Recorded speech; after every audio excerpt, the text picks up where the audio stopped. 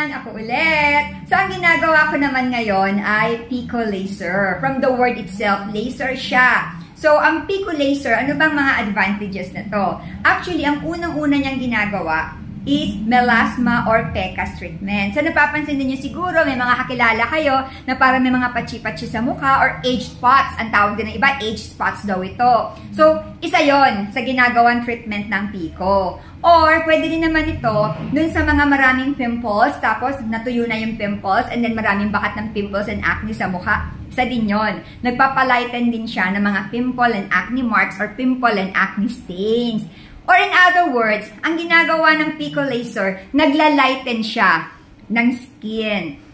Actually ako, kapag gumagawa ako ng Pico Laser, yung iba kasi, kung saan lang may melasma, yun lang ang nililaser nila. Yun lang ang ginagawa nila ng Pico Second Focus Laser. Ako hindi. Ang ginagawa ko, kahit na maliit lang ang melasma rito, buong mukha na para gumaganda. Bakit? Kasi bukod sa ang melasma treatment and bukod sa paglalighten ng mga scars ng pimples and acne, ang Pico Laser din ay nagpapaproduce ng collagen sa face. So, napapansin na mga kliyente kong ginagawan ko ng Pico Laser para doon nababanat yung mukha nila. And then, yung mga wrinkles, yung mga dinadaanan ng laser na kung saan na-form yung wrinkles, hindi na siya lumalalim. Bumababaw ang mga wrinkles. So, di ba, napakaganda talaga ng Pico Laser. Or, ang tunay na tawag sa kanya is Pico Second Focus Laser.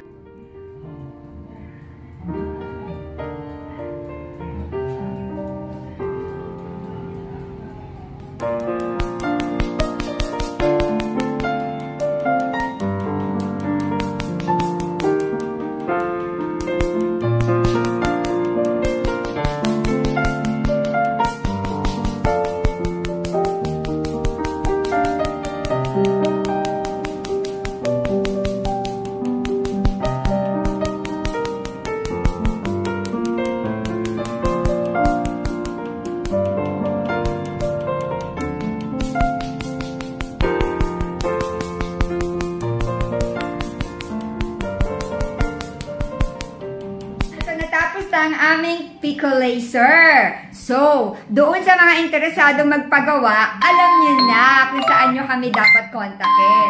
Dito lang mismo sa Facebook page na ito kung saan nyo kami napapanood ngayon. I-click nyo lang yung cellphone ninyo, ako mismo ang sasagot sa inyo. Ako mismo ang magbe-message back sa inyo. Or, you can text or call us at 0925-853-4636. Ang aming location ay sa Novaliches Bayan, Quezon City. Hindi kami malayo. Ang lagi ko sinasabi, walang imposible sa taong gustong magpunta. Diba? Walang malayong lugar sa taong gustong gumanda. Yes! O ano paano? Magpapaalam na ako sa inyo ha. I'll see you soon. Bye!